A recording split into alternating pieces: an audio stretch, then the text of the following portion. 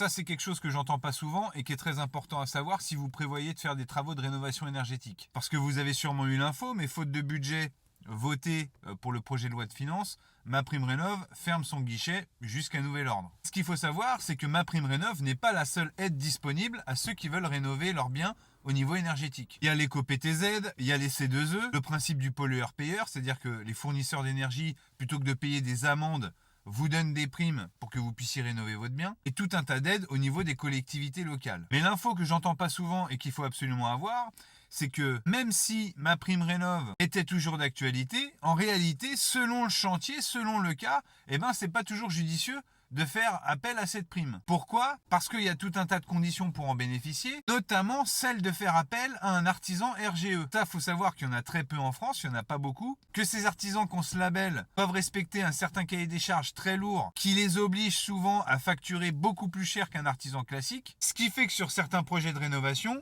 c'est plus intéressant de faire appel à un artisan classique en termes de coût que de faire appel à un artisan RGE, même en bénéficiant de la prime. Ce qui veut dire que le surcoût lié au fait de faire appel à un artisan RGE dépasse dans certains cas le montant de la prime.